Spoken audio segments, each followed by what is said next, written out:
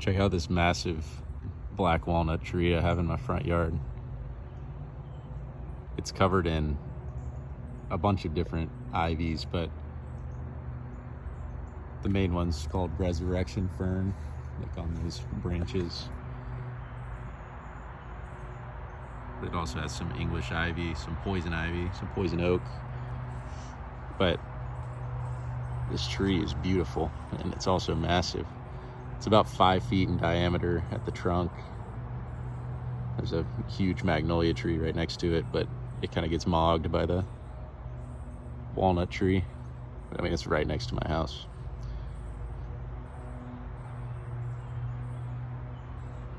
Wonder how old it is.